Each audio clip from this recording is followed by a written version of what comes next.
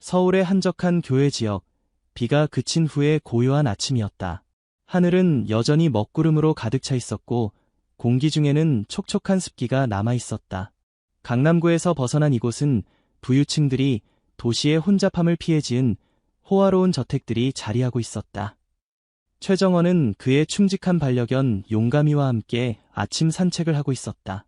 용가미는 3살 된 진돗개로 최정원이 군 복무 시절 강원도 산악지대에서 구조한 개였다. 그날 이후로 용가미는 최정원의 가장 신뢰하는 동반자가 되었다. 용가마, 오늘도 기운차게 산책하자. 최정원이 용가미의 갈색 털을 쓰다듬으며 말했다. 그들은 산책로를 따라 걷던 중 갑자기 용가미가 길을 쫑긋 세우고 멈춰섰다. 최정원도 따라 멈추고 주변을 둘러보았다. 아무것도 보이지 않았지만 용가미는 계속해서 어떤 방향을 응시했다. 무슨 일이야, 용가마? 용가미가 갑자기 짖기 시작했다. 처음에는 낮은 톤으로, 그리고 점점 더 격렬하게. 최정원이 용가미의 시선을 따라가 보니 멀리 대형 저택 쪽으로 이어지는 진흙탕이 보였다. 어젯밤의 폭우로 인해 산에서 내려온 토사가 이곳 일대를 덮고 있었다. 저기 뭐가 있는 거야? 용가미는 최정원의 손에서 목줄을 빼내고 진흙탕 쪽으로 달려갔다. 최정원은 당황하여 뒤를 쫓았다.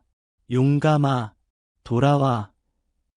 하지만 용가미는 이미 진흙탕 가까이에 도착해 있었고 점점 더 격렬하게 짖고 있었다. 최정원이 가까이 다가가자 진흙 속에서 희미한 울음소리가 들려왔다. 이게 뭐지? 그는 조심스럽게 진흙에 발을 디뎠다. 그때 그는 충격적인 광경을 목격했다. 진흙 속에 아기가 있었다. 겨우 몇 개월 된 것으로 보이는 아기였다. 아기는 진흙에 반쯤 묻혀 있었고 주변에는 무너진 철조망의 날카로운 가시철사가 위험하게 널려 있었다. 폭우로 인해 산비탈에서 무너진 가시철사 울타리였다. 세상에, 어떻게 아기가 여기에?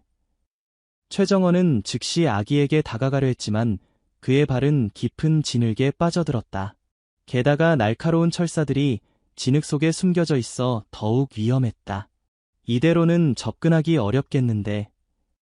그때 용가미가 다시 짖기 시작했다. 이번에는 마치 뭔가를 알리려는 듯한 의도적인 짖음이었다. 용가미는 잠시 최정원을 바라본 후 조심스럽게 진흙 속으로 들어갔다. 놀랍게도 용가미는 깊은 진흙 속에서도 균형을 잃지 않고 아기 쪽으로 다가갔다. 용가마, 조심해. 용가미는 마치 오랫동안 훈련받은 구조견처럼 정확하게 아기 곁으로 다가갔다. 그리고 아기 주변의 진흙을 발로 파내기 시작했다. 최정원은 그 광경에 놀라움을 감출 수 없었다. 한편 그 고급 저택에서는 극도의 혼란이 벌어지고 있었다. 강도원, 한국에서 가장 부유한 사업가 중 한 명이자 K테크그룹의 회장은 자신의 6개월 된 아들 강민우가 사라졌다는 소식을 들었다. 어떻게 이런 일이, 대체 어떻게? 강도원의 절망적인 외침이 저택을 가득 채웠다. 그의 아내 박소희는 충격으로 인해 말도 제대로 하지 못하고 있었다. 가족 비서인 김정석이 상황을 설명했다. 어젯밤 폭우로 인해 저택 뒤편 경사면이 일부 무너졌습니다. 아기 방 쪽 창문이 강한 바람에 열렸고 그곳에서 아기가 사라졌습니다. 저희는 즉시 수색을 시작했지만 강도원은 분노와 공포가 뒤섞인 표정으로 말했다. 모든 인력을 동원해. 우리 아들을 찾아야 해. 그때 저택의 경비원 중 한 명이 뛰어들어왔다. 회장님, 저택 아래쪽 진흙탕에서 뭔가 발견되었습니다. 한 남자와 개가 있는데 아무래도 아기를 발견한 것 같습니다. 강도원과 박소희는 즉시 그 소식을 듣고 달려나갔다.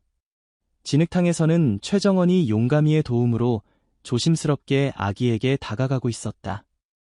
용가미는 이미 아기 주변의 진흙을 파내어 아기가 호흡할 수 있는 공간을 확보했다. 하지만 여전히 위험한 상황이었다. 날카로운 철사들이 아기 주변을 감싸고 있었기 때문이다. 이대로는 아기를 옮길 수 없어. 최정원은 주변을 살폈다. 그때 용가미가 다시 한번 놀라운 행동을 보였다. 용가미는 조심스럽게 입을 벌려 아기의 옷자락을 물었다. 그리고 천천히 매우 조심스럽게 아기를 들어 올리기 시작했다. 용가마, 정말 대단하구나. 최정원은 가까이에서 손을 뻗어 용가미가 들어올린 아기를 받아들었다. 아기는 진흙과 물에 젖어 있었지만 다행히도 여전히 살아있었다. 약하게 울음소리를 내고 있었다. 다행이다. 살아있어. 그때 뒤에서 발소리와 함께 사람들이 달려오는 소리가 들렸다. 강도원과 박소혜, 그리고 저택의 경비원들이었다. 우리 아들, 박소희가 절규하며 앞으로 뛰어나왔다. 최정원은 조심스럽게 아기를 들고 진흙탕에서 나왔다. 용가미도 함께 따라 나왔다. 용가미의 몸은 진흙으로 뒤덮여 있었지만 그의 눈빛은 자랑스러움으로 빛나고 있었다. 제 개가 아기를 발견했습니다. 저쪽 진흙탕에 빠져 있었고 주변에 무너진 철조망에 가시철사가 있어서 매우 위험한 상황이었습니다. 박소희는 눈물을 흘리며 아기를 받아들었다. 강도원은 충격과 안도가 뒤섞인 표정으로 최정원과 용가미를 바라보았다. 당신이 우리 아들을 구해준 겁니까? 최정원은 용가미를 가리키며 말했다. 사실은 제 개 용가미가 먼저 발견했습니다. 그리고 그가 아기를 안전하게 구해냈습니다. 강도원은 잠시 말을 잃었다. 그의 눈에도 눈물이 고이기 시작했다. 어떻게 감사의 말씀을 드려야 할지. 당신과 당신의 개가 우리 가족을 구했습니다. 그때 저택에서 달려온 의료진이 도착하여 즉시 아기의 상태를 확인하기 시작했다. 다행히도 아기는 몇몇 찰과상과 가벼운 저체온증 외에는 큰 부상을 입지 않은 것으로 보였다. 기적입니다. 정말 기적이에요. 의사가 말했다. 강도원은 최정원에게 다가와 그의 손을 굳게 잡았다. 제 이름은 강도원입니다. 이런 상황에서 만나게 되어 유감입니다만 당신의 이름을 알 수 있을까요? 최정원입니다. 그리고 이 아이는 용감이에요. 강도원은 용가미를 바라보았다. 진흙으로 뒤덮인 개였지만 그의 눈에는 특별한 빛이 있었다. 최정원 씨, 그리고 용가미, 오늘 당신들이 보여준 용기와 지혜는 제가 평생 잊지 못할 겁니다. 어떻게 보답해야 할지. 최정원은 웃으며 손을 저었다. 별 말씀을요. 누구든 같은 상황이었다면 그렇게 했을 겁니다. 강도원은 고개를 저었다. 아닙니다. 모든 사람이 그렇게 할 수는 없습니다. 당신의 개도 정말 특별한 개군요. 박소희가 아기를 안고 다가왔다. 그녀의 얼굴에는 감사의 눈물이 가득했다. 정말 감사합니다. 우리 민우를 구해주셔서. 최정원은 미소를 지었다. 용가미에게 감사하세요. 그가 진짜 영웅입니다. 그렇게 위기는 넘겼지만 이 사건은 여기서 끝나지 않았다. 강도원은 자신의 아들을 구한 최정원과 용가미에게 보답하기 위해 그들을 저택으로 초대했다. 최정원은 처음에는 망설였지만 강도원의 진심 어린 요청에 결국 승낙했다. 저택에 도착하자 최정원과 용가미는 그곳의 웅장함에 감탄했다. 대리석 기둥과 크리스탈 샹들리에 그리고 넓은 정원이 있는 이곳은 마치 궁전과도 같았다. 이쪽으로 오세요. 저택의 집사인 박지훈이 그들을 안내했다. 강도원은 이미 거실에서 그들을 기다리고 있었다. 그의 옆에는 박소희가 이제 깨끗이 씻겨진 아기 민우를 안고 있었다. 어서 오세요.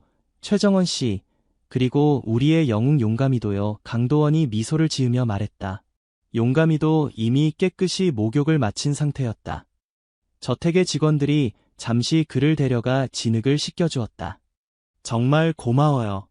하지만 이렇게까지 신경 쓰실 필요는 없었는데. 최정원이 말했다. 강도원은 고개를 저었다. 아닙니다. 이건 당연한 일이죠. 당신들이 우리 아들의 목숨을 구했습니다. 그들은 거실에 앉아 차를 마시며 이야기를 나누었다. 강도원은 최정원에 대해 알고 싶어 했다. 최정원 씨는 어떤 일을 하시나요? 최정원은 잠시 망설이다가 대답했다. 저는 현재 프리랜서 사진작가로 일하고 있습니다. 주로 자연과 동물 사진을 찍고 있어요.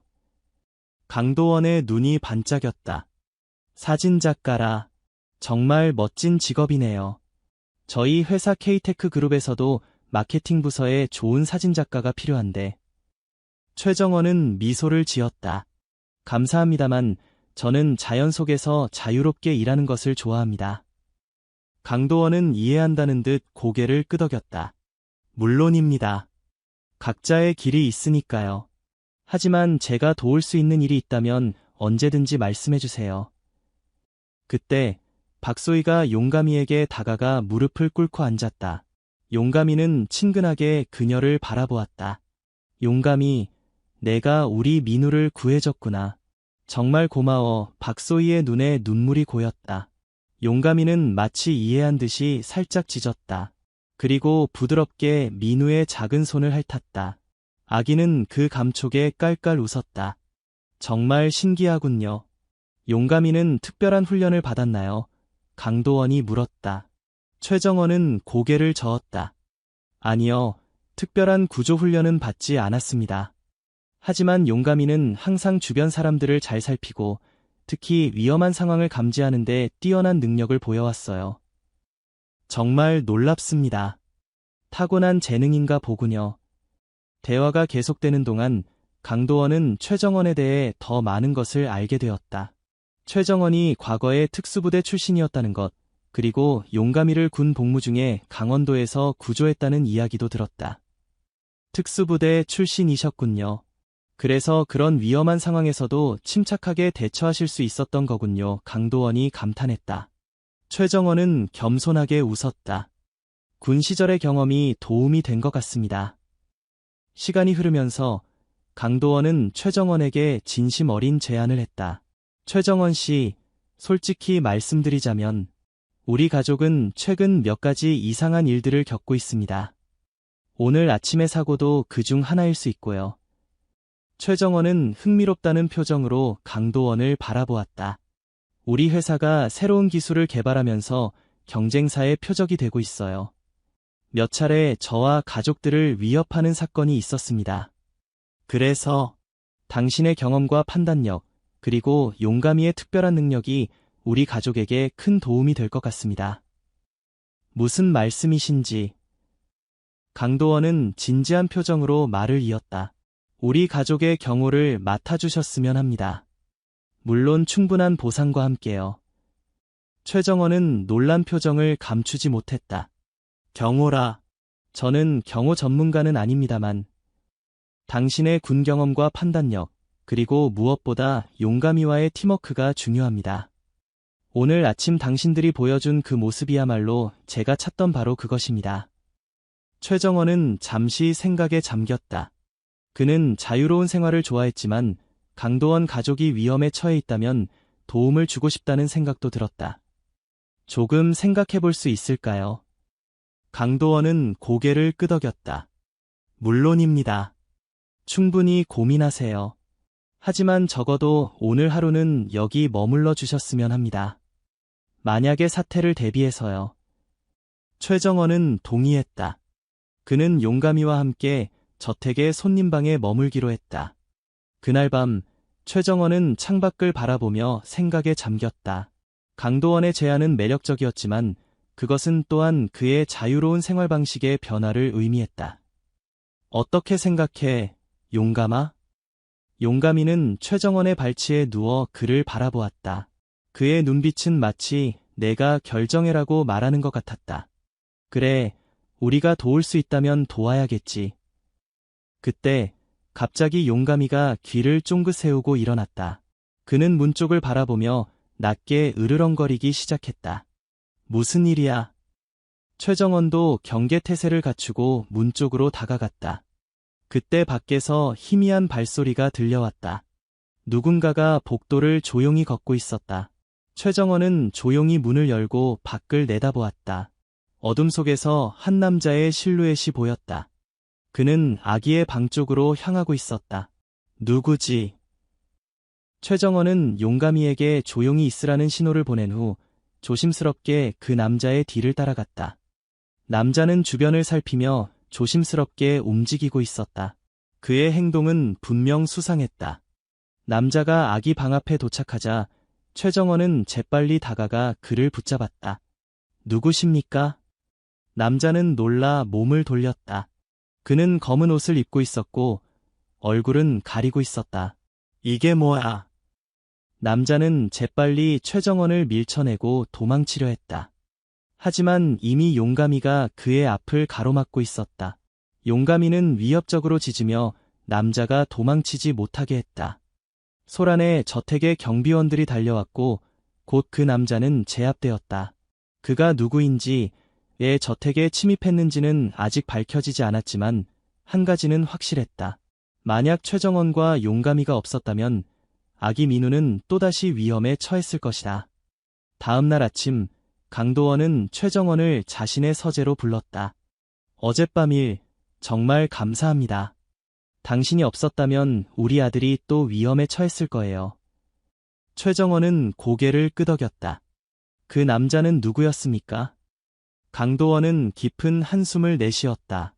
아직 정확히는 밝혀지지 않았지만 아마도 제 회사의 새로운 기술을 노리는 경쟁사의 사주를 받은 자일 가능성이 높습니다. 어떤 기술인가요? 강도원은 잠시 망설이다가 대답했다. 인공지능과 관련된 혁신적인 기술입니다. 이 기술이 완성되면 세계 시장에 큰 영향을 미칠 거예요. 그래서 많은 이들이 우리 회사를 노리고 있습니다. 최정원은 심각한 표정으로 고개를 끄덕였다. 이제 그는 강도원의 제안을 진지하게 고려해야 할 필요성을 느꼈다.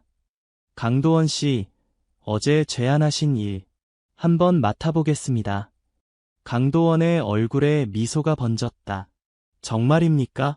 정말 감사합니다. 최정원 씨. 하지만 한 가지 조건이 있습니다.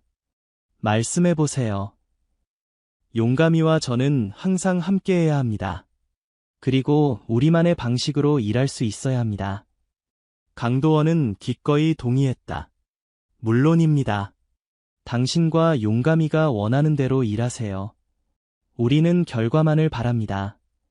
그렇게 최정원과 용가미는 강도원 가족의 새로운 경호원이 되었다. 그들의 첫 번째 임무는 저택의 보안 시스템을 점검하고 강화하는 것이었다. 최정원은 저택 전체를 용가미와 함께 돌아다니며 취약점을 찾았다. 용가미는 특히 냄새를 통해 이전에 침입자가 들어온 흔적을 찾아내는데 큰 도움이 되었다. 이 담장 부분이 가장 취약해 보입니다. 그리고 이쪽 창문도 쉽게 접근할 수 있어요. 최정원의 조언에 따라 저택의 보안 시스템이 강화되었다. 새로운 감시 카메라가 설치되었고 경보 시스템도 업그레이드 되었다. 하지만 최정원은 여전히 의문이 남아 있었다. 누가 그토록 필사적으로 강도원의 가족을 노리고 있는 것일까? 그리고 어떻게 그들은 저택의 보안 시스템을 뚫고 들어올 수 있었을까? 내부자가 있을 가능성도 배제할 수 없습니다. 최정원이 강도원에게 말했다. 강도원은 충격을 받은 듯했다. 내부자라. 그럴 리가 없어요. 우리 직원들은 모두 오랜 시간 함께 해온 신뢰할 수 있는 사람들입니다. 그럼에도 불구하고 모든 가능성을 열어두고 조사해야 합니다. 최정원은 저택의 모든 직원들을 조사하기 시작했다. 물론 직접적으로 의심을 표시하지는 않았지만 그들의 행동과 과거를 면밀히 관찰했다. 한편 용가미는 아기 민우의 든든한 보호자가 되었다. 아기가 있는 곳이면 어디든 용가미도 함께였다. 박소희는 용가미의 헌신적인 모습에 감동을 받았다. 용가미가 정말 민우를 좋아하나 봐요. 박소희가 말했다. 최정원은 미소를 지었다. 네, 용가미는 항상 약한 자를 보호하려는 본능이 있어요. 특히 아이들에게 더 그렇습니다. 시간이 흐르면서 최정원은 강도원 가족과 더 친밀해졌다. 그는 강도원의 사업에 대해 더 많이 알게 되었고, 왜 그들이 표적이 되었는지도 이해하게 되었다. K테크그룹은 최첨단 인공지능 기술을 개발 중이었다. 이 기술은 인간의 감정을 이해하고 분석할 수 있는 혁신적인 알고리즘이었다. 이 기술이 완성되면 의료, 보안, 교육 등 다양한 분야에서 혁명적인 변화를 가져올 수 있었다. 이 기술은 단순한 비즈니스 도구가 아닙니다. 강도원이 설명했다. 이건 인류의 삶을 개선할 수 있는 도구예요. 하지만 동시에 잘못된 손에 들어가면 위험할 수도 있습니다. 최정원은 점점 더 임무의 중요성을 느끼기 시작했다. 그가 보호하는 것은 단순히 한 부유한 가족이 아니라 인류의 미래에 영향을 미칠 수 있는 기술이었다. 어느 날 밤 최정원이 저택 주변을 순찰하고 있을 때 용감이가 갑자기 정원 한쪽을 향해 짖기 시작했다. 무슨 일이야, 용감아? 용감이는 계속해서 그 방향을 가리키며 짖었다. 최정원은 조심스럽게 그곳으로 다가갔다. 어둠 속에서 그는 무언가 움직이는 것을 보았다. 그는 재빨리 손전등을 비추었다. 누구십니까? 빛에 비춰진 것은 놀랍게도 저택의 주방장 이석진이었다. 그는 당황한 표정으로 최정원을 바라보았다. 아, 최정원 씨. 저는 그냥 담배 좀 피우러 나왔습니다. 하지만 최정원의 눈에는 이석진의 행동이 수상해 보였다. 그는 담배를 피우는 것이 아니라 무언가를 정원 구석에 숨기는 것처럼 보였다. 이석진 씨, 거기서 뭐 하셨습니까? 이석진은 더욱 당황한 표정을 지었다. 아니, 정말 아무것도. 용감이가 갑자기 이석진 쪽으로 달려가 그의 주머니를 물었다. 이석진이 놀라 뒤로 물러섰고 그의 주머니에서 작은 기기가 떨어졌다. 이게 뭡니까? 최정원이 그 기기를 집어들었다. 그것은 작은 녹음 장치였다. 이건... 이석진은 더 이상 변명할 수 없었다. 그는 갑자기 최정원을 밀치고 도망치기 시작했다. 하지만 최정원은 빠르게 그를 쫓아가 붙잡았다. 누구를 위해 일하는 겁니까? 이석진은 침묵했다. 최정원은 그를 저택 안으로 데려가 강도원에게 상황을 설명했다. 주방장이 스파이였다고요. 강도원은 충격을 받은 듯했다. 네, 이 녹음 장치를 정원에 숨기려고 했습니다. 아마도 당신의 대화나 회의 내용을 도청하려던 것 같습니다. 경찰이 호출되었고 이석진은 체포되었다. 조사 결과 그는 K테크그룹의 경쟁사인 엘테크에서 보낸 스파이였다. 그는 6개월 전부터 강도원의 저택에서 일하며 정보를 수집하고 있었다. 그가 아기 민우를 노린 것일까요? 박소희가 걱정스럽게 물었다. 최정원은 고개를 저었다. 아직 확실하지 않습니다. 하지만 가능성은 있습니다. 이 사건 이후 저택의 보안은 더욱 강화되었다. 모든 직원들이 철저한 배경 조사를 받았고 새로운 보안 시스템이 도입되었다. 그러나 위험은 계속되었다. 어느 날 강도원이 회사에서 돌아오는 길에 차량 사고가 발생했다. 다행히 그는 경상만 입었지만 이것이 단순한 사고가 아니라는 것이 곧 밝혀졌다. 누군가 브레이크 선을 의도적으로 손상시켰습니다. 경찰이 보고했다. 이 모든 사건들로 인해 강도원 가족은 극도의 긴장 상태에 놓이게 되었다. 특히 박소희는 아기 민우의 안전을 더욱 걱정했다. 이대로는 안전하게 살 수 없을 것 같아요. 박소희가 눈물을 흘리며 말했다. 강도원도 깊은 고민에 빠졌다. 이 기술 개발을 중단해야 할까? 최정원은 그들에게 용기를 주려고 노력했다. 포기하지 마세요. 우리가 함께라면 위기를 극복할 수 있습니다. 용감이도 마치 이해한 듯이 강도원 가족 주변에서 더욱 경계를 늦추지 않았다. 특히 아기 민우에 대한 그의 보호 본능은 더욱 강해졌다. 어느 날 박소희가 아기 민우를 데리고 정원에서 산책을 하고 있었다. 용감이는 항상 그들 곁을 지키고 있었다. 그때 갑자기 용감이가 크게 짖기 시작했다. 무슨 일이야, 용감아? 박소희가 물었다. 용감이는 계속해서 담장 쪽을 향해 짖었다. 그리고 그 순간 담장 너머에서 무언가가 날아왔다. 용감이는 재빨리 박소희와 민우 앞으로 뛰어들었다. 세상에, 박소희가 소리쳤다. 그것은 작은 폭발물이었다. 다행히 큰 폭발은 아니었지만 충분히 위협적이었다. 최정원은 즉시 현장에 도착했다. 다치신 데는 없으세요? 네, 용감이 덕분에 괜찮아요. 박소희가 떨리는 목소리로 대답했다. 최정원은 담장 주변을 조사했지만 범인의 흔적은 이미 사라진 후였다. 이 사건으로 인해 강도원은 중대한 결정을 내리게 되었다. 우리 가족은 일시적으로 이곳을 떠나야 할 것 같습니다.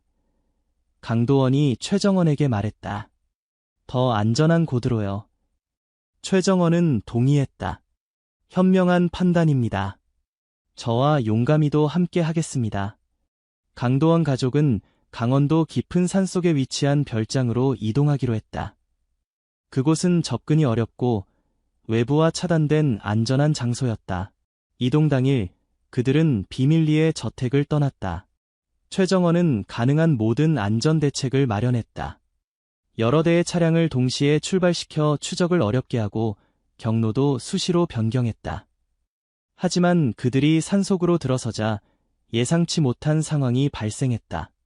폭우가 내리기 시작한 것이다. 이런. 일기예보에서는 막다고 했는데 강도원이 걱정스럽게 말했다. 최정원도 상황이 마음에 들지 않았다. 폭우는 시야를 가리고 도로를 위험하게 만들었다. 더구나 산속이라 산사태의 위험도 있었다. 조심스럽게 운전해야 합니다. 최정원이 말했다.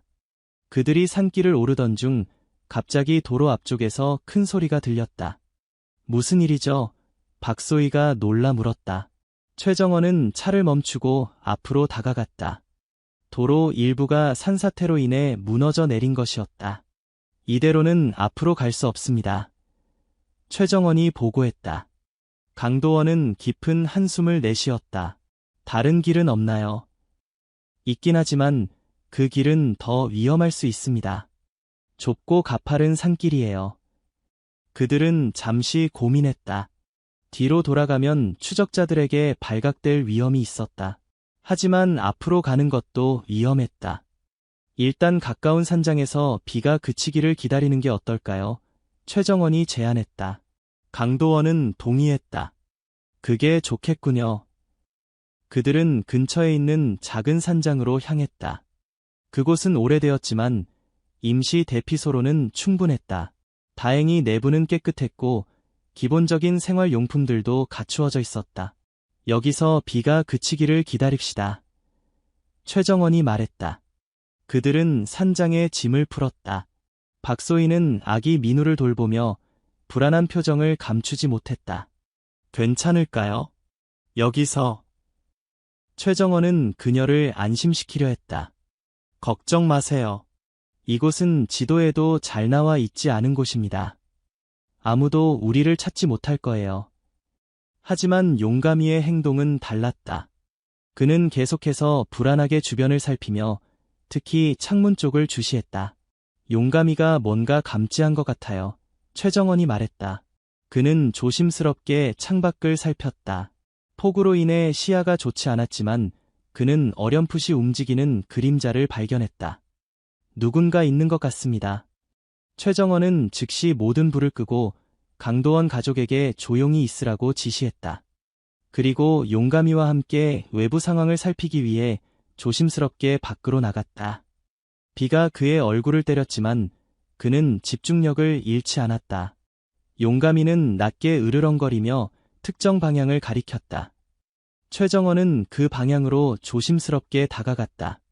그리고 그는 놀라운 광경을 목격했다. 3명의 무장한 남자들이 산장을 향해 다가오고 있었다. 어떻게 우리를 찾았지? 최정원은 중얼거렸다. 그는 빠르게 산장으로 돌아와 상황을 설명했다. 무장한 남자들이 접근하고 있습니다. 우리는 즉시 이곳을 떠나야 합니다.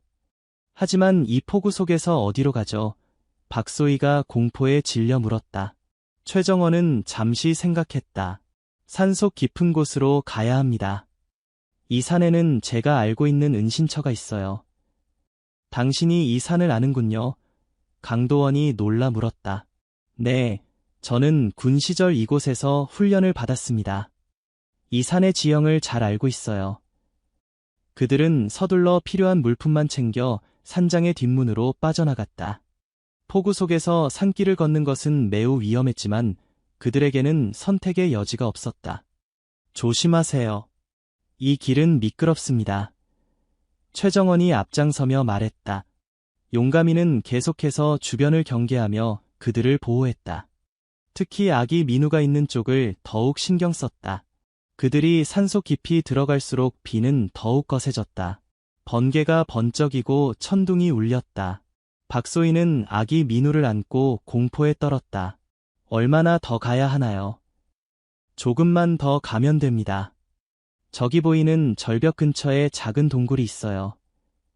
그들이 절벽 근처에 도착했을 때 갑자기 뒤에서 소리가 들렸다. 움직이지 마. 그들은 얼어붙었다. 뒤를 돌아보니 무장한 남자 중 한 명이 그들을 발견한 것이었다. 천천히 이리로 오시오. 최정원은 강도원과 박소희에게 눈짓을 했다. 그들은 그의 의도를 이해하고 조금씩 뒤로 물러났다. 내가 말했잖소. 움직이지 말라고. 남자가 화를 내며 총을 겨눴다. 그때 용가미가 갑자기 앞으로 뛰어나가 남자의 팔을 물었다. 남자는 놀라 총을 떨어뜨렸다. 이런 망할. 최정원은 이 기회를 놓치지 않고 빠르게 다가가 남자를 제압했다. 누가 당신을 보냈습니까? 하지만 남자는 대답하지 않았다. 그리고 그때 또 다른 2명의 무장한 남자들이 나타났다. 모두 엎드리세요. 최정원이 소리쳤다. 강도원과 박소희는 재빨리 엎드렸다. 2명의 남자들이 그들을 향해 총을 겨누었다. 최정원은 빠르게 움직여 근처의 바위 뒤로 몸을 숨겼다. 용가미도 그를 따라 숨었다. 나오시오. 그렇지 않으면 이 가족에게 총을 쏘겠소. 최정원은 난처한 상황에 처했다. 그가 나가면 모두가 위험해질 것이고 나가지 않으면 강도원 가족이 위험했다. 그때 용가미가 그에게 특별한 눈빛을 보냈다. 마치 나를 믿어라고 말하는 것 같았다. 용가마, 무슨 생각을 하는 거야? 하지만 이미 용가미는 결심한 듯했다. 그는 갑자기 바위 뒤에서 뛰어나와 산길 아래쪽으로 달려갔다. 그의 움직임에 2 남자의 시선이 끌렸다. 저기다. 한 남자가 용가미를 향해 총을 겨누었다. 하지만 용가미는 빠르게 움직여 그들의 시야에서 벗어났다. 쫓아가. 2 남자 중 한 명이 용가미를 쫓아 산길 아래로 내려갔다. 이제 남은 남자는 한 명뿐이었다. 최정원은 이 기회를 놓치지 않았다. 그는 바위 뒤에서 나와 재빨리 남은 남자를 향해 돌진했다. 남자는 놀라 총을 발사했지만 빗나갔다. 최정원은 남자에게 달려들어 그를 제압했다. 괜찮으세요? 최정원이 강도원과 박소희에게 물었다. 네, 괜찮아요. 하지만 용가미는... 박소희가 걱정스럽게 말했다. 최정원도 용가미가 걱정되었다. 하지만 지금은 강도원 가족의 안전이 우선이었다. 일단 동굴로 가야 합니다. 그곳이 더 안전할 거예요. 그들은 서둘러 절벽 근처의 동굴로 향했다. 동굴은 작았지만 비와 추적자들을 피하기에는 충분했다. 여기서 기다리세요. 제가 용가미를 찾으러 갔다 오겠습니다. 최정원이 말했다. 위험해요. 당신까지 위험에 처하면 안 됩니다. 강도원이 말했다. 하지만 최정원은 결심했다. 용가미는 제 가족이나 다름없습니다. 그를 두고 갈 수 없어요. 최정원은 동굴을 떠나 용가미를 찾아 산길을 내려갔다. 폭우는 계속되었고 시야는 더욱 제한되었다. 하지만 그는 포기하지 않았다. 용가마, 어디 있니? 그는 계속해서 용가미의 이름을 불렀다. 하지만 대답은 없었다. 그가 산길을 더 내려가자 갑자기 아래쪽에서 총소리가 들렸다. 용가마. 최정원은 소리가 난 방향으로 달려갔다. 그리고 그곳에서 그는 충격적인 광경을 목격했다. 용가미는 바닥에 쓰러져 있었고 그 옆에는 쓰러진 남자가 있었다. 용가마, 괜찮아. 최정원은 용가미에게 달려갔다. 용가미는 다리에 상처를 입었지만 다행히 생명에는 지장이 없었다. 그리고 놀랍게도 쓰러진 남자의 손에는 용감이가 물어 쓰러뜨린 흔적이 있었다. 정말 용감하구나, 용감아. 최정원은 조심스럽게 용감이를 안아들었다. 용감이는 약하게 울며 그를 바라보았다. 괜찮아, 이제 안전해. 함께 돌아가자. 그들이 동굴로 돌아왔을 때 강도원 가족은 안도의 한숨을 내쉬었다. 용감이, 다행이다. 박소희가 기뻐했다. 최정원은 용감이를 조심스럽게 내려놓고 그의 상처를 살폈다. 다행히 깊지 않은 상처였다. 잠시 여기서 휴식을 취해야 합니다. 비가 그치면 다시 이동하겠습니다.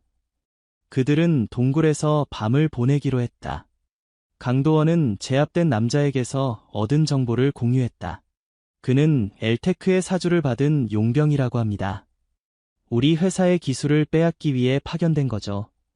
하지만 어떻게 그들이 우리의 위치를 알았을까요? 최정원이 의문을 제기했다. 강도원은 깊은 한숨을 내쉬었다. 아마도 내부 정보 유출일 가능성이 높습니다. 우리 회사 내부에 또 다른 스파이가 있을지도 모릅니다.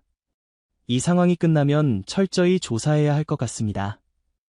밤이 깊어갔고 폭우는 점차 약해졌다. 용감이는 상처에도 불구하고 계속해서 경계를 늦추지 않았다. 특히 아기 민우 곁을 떠나지 않았다. 다음 날 아침 비가 완전히 그쳤다. 하늘은 맑았고 산속은 평화로워 보였다. 이제 움직여야 합니다. 최정원이 말했다. 그들은 동굴을 떠나 원래 계획했던 별장으로 향했다. 이번에는 더욱 조심스럽게 이동했다. 용감이는 다리 상처 때문에 약간 절뚝거렸지만 여전히 경계를 게을리하지 않았다. 몇 시간의 이동 끝에 그들은 마침내 별장에 도착했다. 별장은 산속 깊은 곳에 위치해 있었으며 외부에서는 접근하기 어려운 곳이었다. 이제야 좀 안심이 되는군요, 강도원이 말했다. 하지만 최정원은 여전히 경계를 늦추지 않았다. 아직 안심하기엔 이릅니다. 계속해서 주의를 기울여야 합니다. 그들은 별장에 짐을 풀고 휴식을 취했다. 박소희는 아기 민우를 돌보며 용감이의 상처도 정성껏 치료했다. 용감이, 정말 고마워. 내가 없었다면 우리는 지금... 박소희는 말을 잇지 못했다. 용감이는 마치 이해한 듯이 부드럽게 그녀의 손을 핥았다. 최정원은 강도원과 함께 앞으로의 계획을 논의했다. 여기서 얼마나 머물 예정이신가요? 강도원은 깊은 생각에 잠겼다가 대답했다. 기술 개발이 완료될 때까지는 여기 있어야 할 것 같습니다. 약 한 달 정도요. 그동안 회사는 어떻게 하실 건가요? 신뢰할 수 있는 부사장이 임시로 회사를 이끌 겁니다. 그리고 우리는 여기서 원격으로 기술 개발을 마무리할 예정입니다. 최정원은 고개를 끄덕였다. 알겠습니다. 그동안 최대한 안전을 유지하겠습니다. 다음 날부터 그들은 새로운 일상에 적응하기 시작했다. 강도원은 별장 내에 작은 연구실을 꾸미고 기술 개발을 계속했다. 박소희는 아기 민우를 돌보며 가끔 정원에서 시간을 보냈다. 그리고 최정원과 용감이는 계속해서 주변을 순찰하고 경계했다. 용감이의 상처는 빠르게 회복되었다. 그는 여전히 약간 절뚝거렸지만 활동에는 문제가 없었다. 그리고 그의 경계심은 더욱 날카로워졌다. 약 2주가 지났을 때 강도원은 기쁜 소식을 전했다. 기술 개발이 예상보다 빠르게 진행되고 있습니다. 아마도 다음 주면 완료될 것 같아요. 이 소식은 모두에게 희망을 주었다. 기술 개발이 완료되면 더 이상 그들은 표적이 되지 않을 것이기 때문이다. 하지만 위험은 아직 끝나지 않았다. 어느 날 밤 용감이가 갑자기 거실에서 짖기 시작했다. 모두가 긴장했다. 무슨 일이지? 최정원이 용감이에게 다가갔다. 용감이는 창문 쪽을 가리키며 계속해서 짖었다. 최정원은 조심스럽게 창문을 확인했다. 그리고 그는 충격적인 광경을 목격했다. 여러 명의 무장한 남자들이 별장을 향해 다가오고 있었다. 침입자입니다. 최정원이 소리쳤다. 강도원과 박소희는 즉시 긴장했다. 박소희는 아기 민우를 품에 안았다. 어떻게 여기까지 찾아왔을까요? 강도원이 충격을 받은 표정으로 물었다. 최정원은 빠르게 상황을 판단했다. 숨을 곳이 필요합니다. 이 별장에 비밀 공간이 있나요? 강도원은 고개를 끄덕였다. 지하실이 있습니다. 비상용 대피소예요. 서둘러 그곳으로 가야 합니다. 그들은 서둘러 지하실로 향했다. 지하실은 별장 주방의 찬장 뒤에 숨겨진 비밀 통로를 통해 접근할 수 있었다. 그곳은 작았지만 기본적인 생활용품과 식량이 갖추어져 있었다. 여기서 기다리세요. 제가 상황을 살펴보겠습니다. 최정원이 말했다. 너무 위험합니다. 박소희가 걱정스럽게 말했다. 최정원은 결연한 표정으로 대답했다. 걱정 마세요. 용감이와 함께라면 괜찮습니다. 최정원과 용감이는 조심스럽게 지하실을 나와 별장 내부를 확인했다. 침입자들은 아직 안으로 들어오지 않았지만 곧 침입할 것이 분명했다. 용감아, 조용히 있어. 최정원이 속삭였다. 그들은 창문 근처로 다가가 상황을 살폈다. 밖에는 약 5명의 무장한 남자들이 있었다. 그들은 천천히 별장을 둘러싸고 있었다. 정면 공격은 힘들겠는데. 최정원은 주변을 살펴 무엇이든 무기로 사용할 수 있는 것을 찾았다. 그때 그의 시선이 벽에 걸린 사냥용 활과 화살에 멈췄다. 이걸 사용할 수 있겠군. 그는 조심스럽게 활을 들고 창가로 다가갔다. 그는 군 시절 사격 훈련에서 최고의 점수를 받았던 사람이었다. 활도 그에게는 익숙한 무기였다. 침입자들의 주의를 분산시켜야 해. 최정원은 별장 뒤편의 창고를 향해 화살을 쏘았다. 화살이 창고의 금속 지붕을 맞추자 큰 소리가 났다. 침입자들은 즉시 그쪽으로 주의를 돌렸다. 거기에 누가 있다. 2명의 침입자가 창고 쪽으로 이동했다. 이제 남은 침입자는 3명이었다.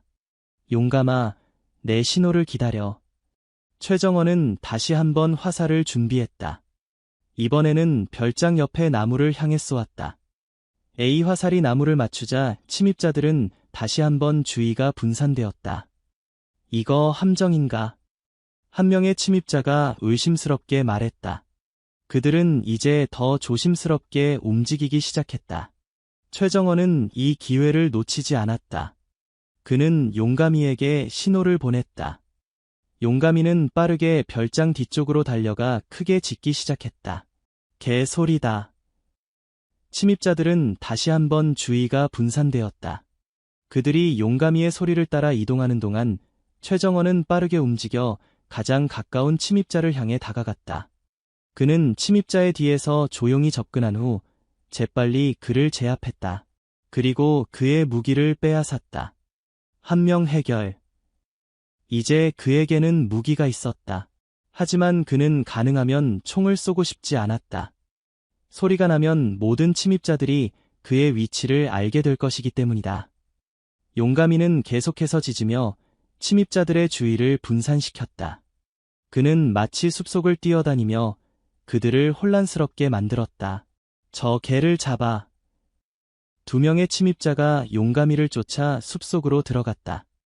이제 남은 침입자는 단 1명뿐이었다.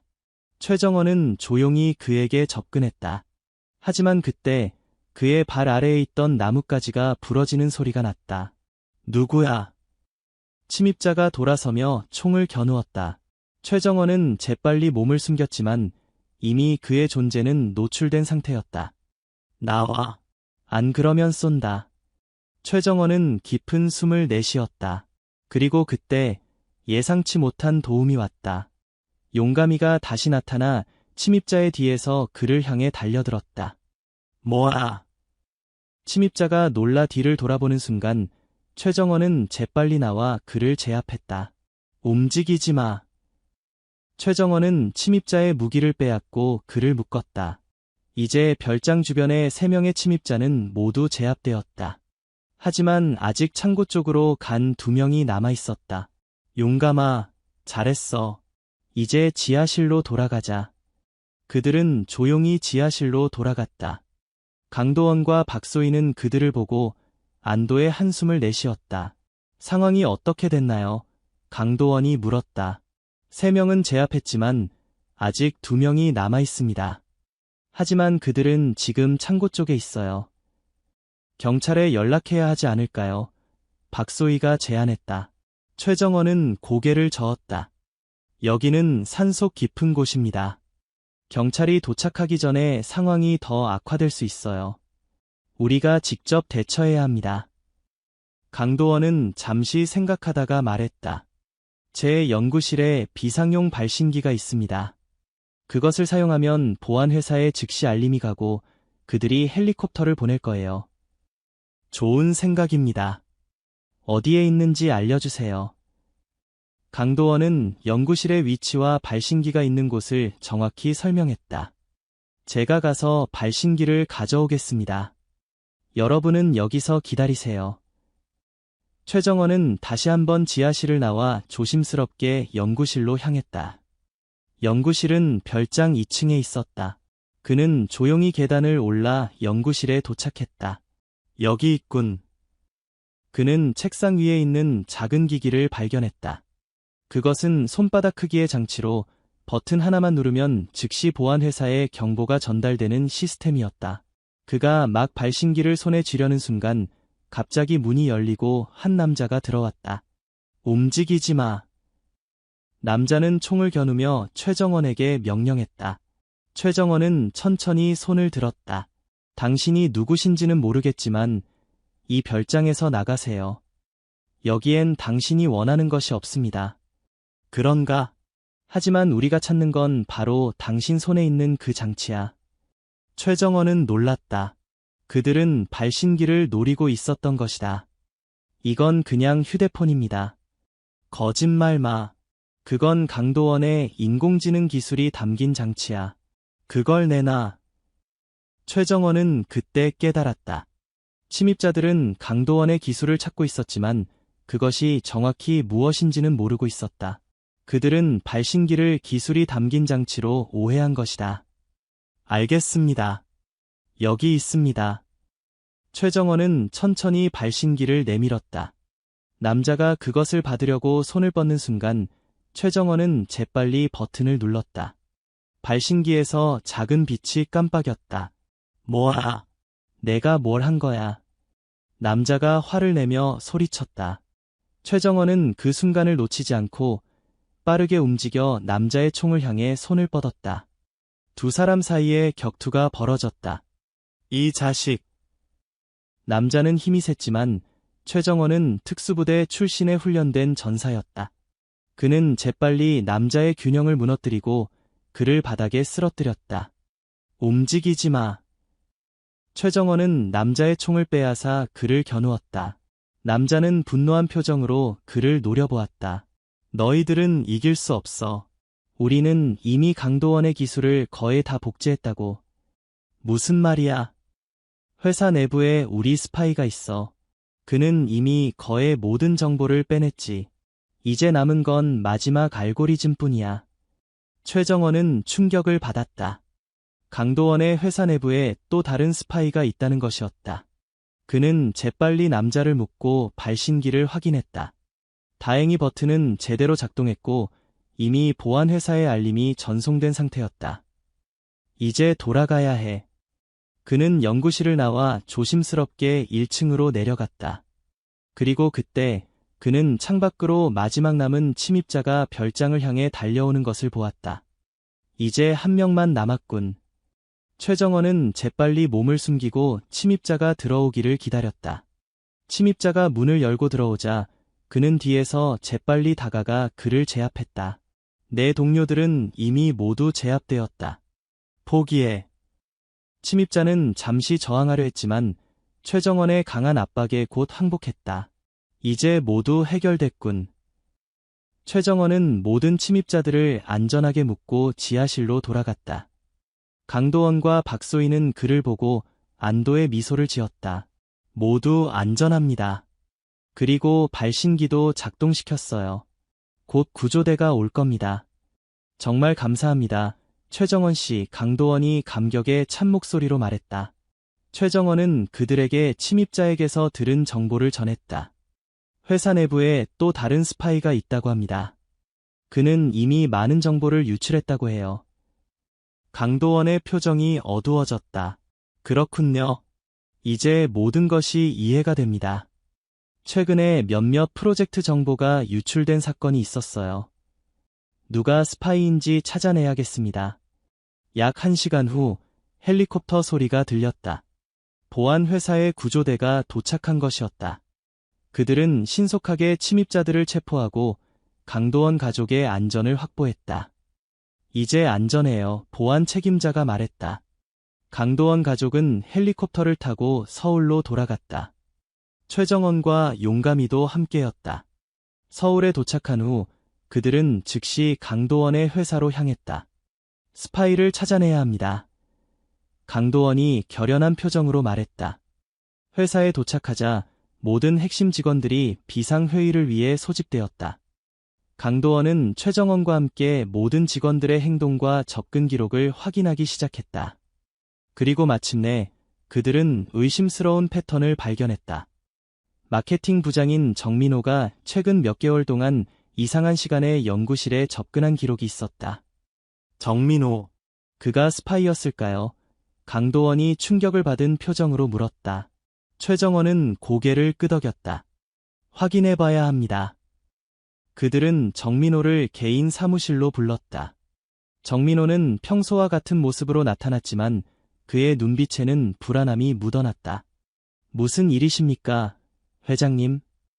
강도원은 직접적으로 물었다. 정민호 씨, 최근에 연구실에 자주 들어간 이유가 무엇인가요? 정민호는 잠시 당황한 듯했지만 곧 침착하게 대답했다. 새로운 마케팅 전략을 위해 기술에 대해 더 알아야 했습니다. 그렇다면 왜 자정이 넘어서 들어갔나요? 그것도 여러 차례. 정민호의 표정이 굳어졌다. 그는 더 이상 변명할 수 없음을 깨달았다. 침묵이 흐르는 동안 용감이가 갑자기 정민호에게 다가가 낮게 으르렁거리기 시작했다. 용감이는 그의 주머니를 노려보고 있었다. 용감이가 뭔가를 감지한 것 같습니다. 최정원이 말했다. 정민호는 갑자기 일어나 도망치려 했지만 최정원이 재빨리 그를 붙잡았다. 움직이지 마세요. 최정원은 정민호의 주머니를 뒤졌다. 그 안에는 작은 USB가 있었다. 그것은 분명 기술 정보가 담긴 장치였다. 이게 뭡니까? 정민호는 더 이상 저항하지 않았다. 그는 패배를 인정한 듯 고개를 숙였다. 엘테크에서 많은 돈을 제안했습니다. 저는 그 유혹을 이기지 못했습니다. 강도원의 표정은 분노와 실망이 뒤섞여 있었다. 당신을 믿었는데. 정민호는 경찰에 인계되었고 조사 결과 그는 지난 6개월 동안 엘테크의 정보를 유출하고 있었다.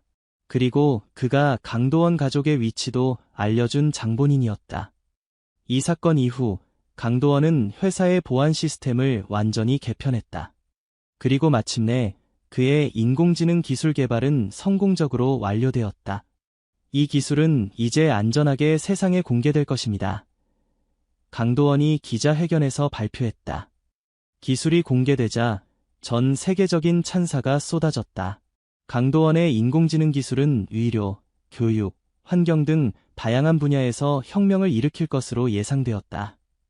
그리고 이 모든 과정에서 최정원과 용감이의 역할은 결정적이었다. 그들이 없었다면 이 기술은 잘못된 손에 넘어갔을 것이고 아마도 악용되었을 것이다. 최정원 씨, 당신과 용감이에게 어떻게 감사를 표현해야 할지 모르겠습니다. 강도원이 진심 어린 목소리로 말했다. 최정원은 미소를 지었다. 저희는 그저 해야 할 일을 했을 뿐입니다. 강도원은 결심한 듯 말했다. 제가 하나 제안하고 싶은 것이 있습니다. 저희 회사의 보안 책임자로 일해주시면 어떨까요? 당신의 경험과 판단력은 우리 회사의 큰 자산이 될 것입니다. 최정원은 잠시 생각했다. 그는 자유로운 생활을 좋아했지만 이제 그에게는 새로운 목표가 생겼다.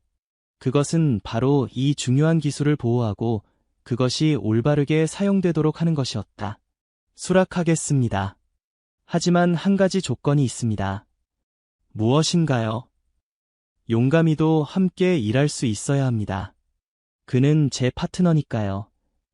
강도원은 기쁘게 웃었다. 물론입니다. 용감이는 이미 우리 가족의 일원이나 다름없어요. 그리고 아마도 회사의 마스코트가 될 수도 있겠네요. 그렇게 최정원과 용감이는 K테크 그룹의 새로운 보안 책임자가 되었다. 그들은 회사의 기술과 직원들을 보호하는 중요한 역할을 맡게 되었다. 한편 아기 민우는 용감이와 특별한 유대감을 형성했다. 용감이는 항상 민우 곁을 지키며 마치 그의 보호자처럼 행동했다. 민우도 용감이를 무척 좋아했다. 그는 아직 말을 못했지만 항상 용감이를 보면 웃으며 손을 뻗었다. 용감이가 정말 민우를 좋아하네요. 박소희가 미소 지으며 말했다. 최정원도 미소를 지었다. 네, 용감이는 항상 약한 자를 보호하려는 본능이 있어요. 특히 아이들에게 더 그렇습니다. 시간이 흐르면서 최정원과 용감이는 강도원 가족과 더욱 친밀해졌다. 그들은 마치 하나의 가족처럼 서로를 아끼고 보호했다. 몇 개월 후 강도원은 자신의 별장을 다시 방문하기로 했다. 이번에는 가족 여행의 일환으로 최정원과 용감이도 함께였다. 다시 이곳에 오니 감회가 새롭네요. 강도원이 말했다. 별장은 이제 완전히 보수되고 더 안전하게 바뀌었다. 최첨단 보안 시스템이 설치되었고 주변 환경도 개선되었다.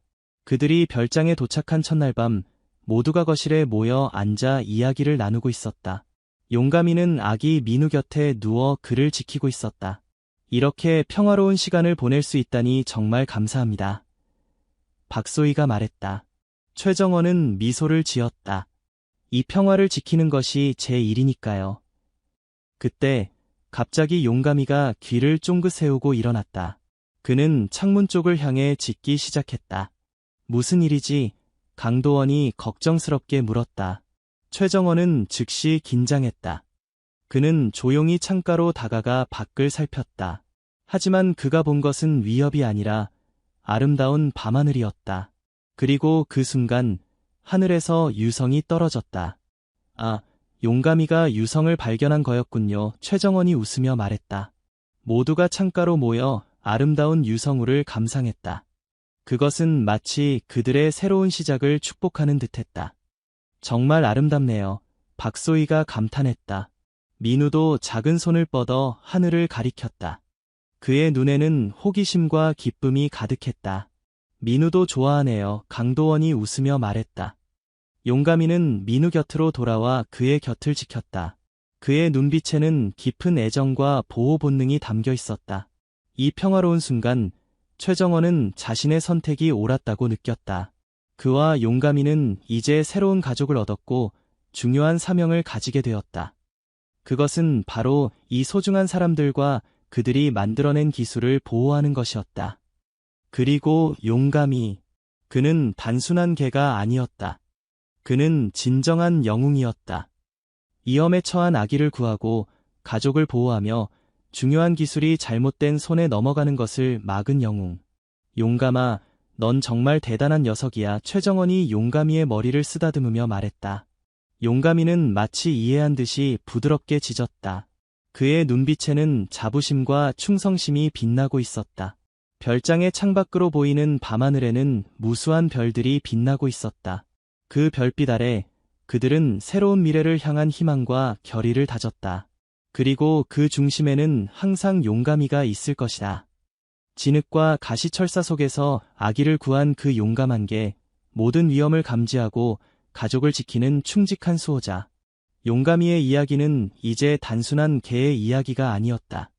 그것은 용기, 충성, 그리고 사랑의 이야기였다. 그리고 그 이야기는 앞으로도 계속될 것이다. 서울의 한 장례식장. 비가 내리는 칠흑 같은 밤이었다. 창밖으로는 빗방울이 창문을 두드리는 소리가 간간히 들려왔고 장례식장 안은 무거운 침묵에 휩싸여 있었다. 이곳에서 고 김미연 씨의 장례식이 진행되고 있었다. 32살의 나이에 갑작스러운 교통사고로 세상을 떠난 그녀는 8개월 된 태아를 품고 있었다. 두 생명이 한꺼번에 사라진 비극적인 사고였다. 장례식장의 구석에 서 있던 형사 강도윤은 무거운 표정으로 상황을 지켜보고 있었다. 그는 김미연의 사고를 조사하는 담당 형사였다. 단순한 교통사고로 처리된 이 사건에는 뭔가 이상한 점이 있었다. 사고 현장에는 미연의 차량 외에 다른 차량의 흔적이 없었고 도로 상황도 양호했다. 그럼에도 그녀의 차는 가드레일을 들이받은 채 발견되었다. 강도윤은 미연의 남편 박지훈을 바라보았다. 그는 검은 정장을 입고 관 앞에 무릎을 꿇은 채 기도를 하고 있었다. 그의 눈에는 눈물이 가득했지만 왠지 모르게 어색한 슬픔처럼 보였다. 도윤은 직감적으로 이 사건에 뭔가 수상한 점이 있다고 느꼈다. 형사님, 무슨 생각을 그렇게 하세요? 도윤의 옆에 그의 파트너 형사 이수진이 다가왔다. 그녀 역시 평소 복장과는 달리 검은 정장을 입고 있었다. 그냥 뭔가 이상해. 이 사고가 단순 사고로 보이지 않아. 수진은 작은 목소리로 대답했다. 저도요. 특히 부검 결과가 좀 이상했어요. 미연 씨의 몸에서 발견된 약물 흔적이 신경이 쓰여요. 도윤이 눈썹을 치켜올리며 수진을 바라보았다. 약물. 네, 수면제 성분이 검출됐어요. 그것도 꽤 강한 농도로요. 운전 중에 그런 약물을 복용했을 리가 없잖아요. 도윤은 잠시 생각에 잠겼다. 그때 장례식장 안에 있던 모든 사람들의 주의를 끄는 이상한 소리가 들려왔다. 작고 가느다란 울음소리였다. 모두가 서로를 바라보며 어리둥절한 표정을 지었다. 울음소리는 계속되었고 그 소리의 근원지는 다름 아닌 김미연의 관에서 나오고 있었다. 저게 아기 울음소리인가요? 수진이 놀란 표정으로 물었다. 장례식장 안은 순식간에 혼란에 빠졌다. 사람들은 웅성거리기 시작했고 일부는 공포에 질린 표정으로 뒤로 물러났다. 잠깐만요. 도윤이 큰 소리로 외쳤다. 모두 진정하세요. 하지만 울음소리는 계속되었고 점점 더 커지고 있었다. 박지훈은 창백한 얼굴로 관 앞에 서 있었다. 그의 표정에는 공포보다는 당혹감이 더 크게 보였다. 관을 열어봐야 할 것 같습니다. 도윤이 조심스럽게 제안했다. 누구도 반대하지 않았다. 장의사가 천천히 다가와 떨리는 손으로 관의 뚜껑을 열기 시작했다. 관 뚜껑이 열리는 순간 장례식장 안의 공기가 얼어붙은 듯했다. 관 안에는 김미연의 시신이 있었지만 그녀의 배는 이미 비어 있었다. 그리고 그 옆에는 작은 아기가 울고 있었다. 기적적으로 살아있는 아기였다. 순간 장례식장은 비명소리로 가득 찼다. 몇몇 사람들은 그 자리에서 기절했고 나머지는 공포에 질려 뒤로 물러났다. 이게 어떻게 가능한 일이죠? 수진이 충격에 빠진 목소리로 물었다. 도윤은 즉시 구급대를 호출했다. 아기를 당장 병원으로 데려가야 해. 박지훈은 그 자리에 얼어붙은 듯 서 있었다. 그의 얼굴은 공포와 충격으로 일그러져 있었다. 당신, 이거 알고 있었죠? 도윤이 의심스러운 눈초리로 지훈을 바라보며 물었다. 지훈은 아무 말도 하지 못하고 그 자리에 주저앉았다. 그의 표정에는 뭔가를 숨기고 있는 듯한 기색이 역력했다. 이것은 단순한 교통사고가 아니었다. 그리고 이제 막 시작된 미스터리의 서막이었다.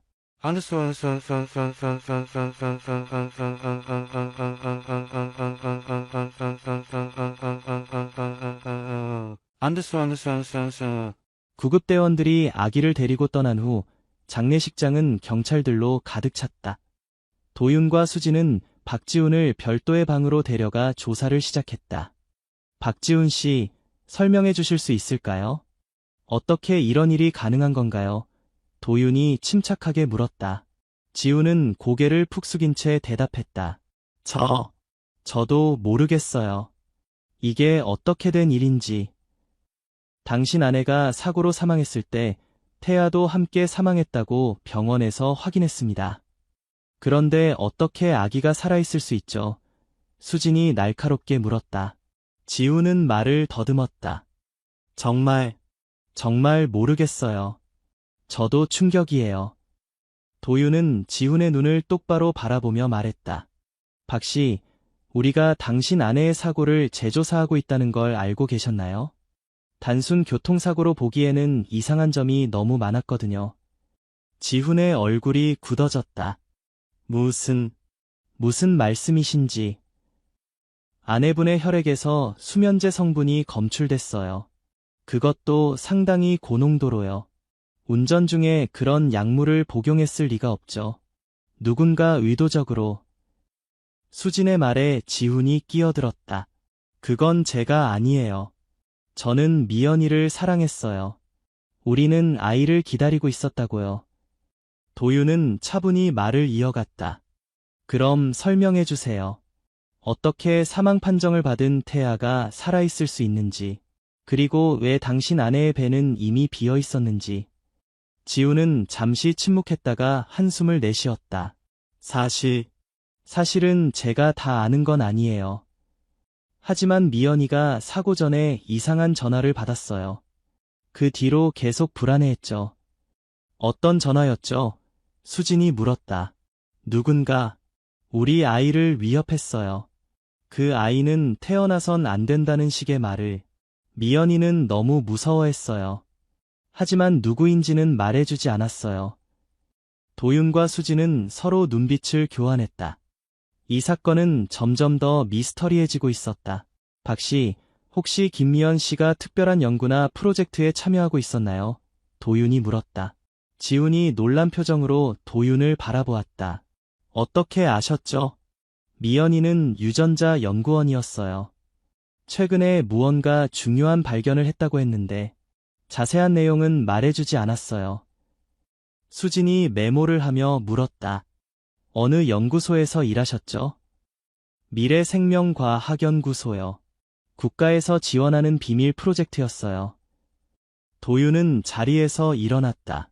박 씨, 당분간 경찰서에 남아 계셔야 할 것 같습니다. 추가 조사가 필요해요. 장례식장 밖으로 나온 도윤과 수진은 복잡한 표정으로 서로를 바라보았다.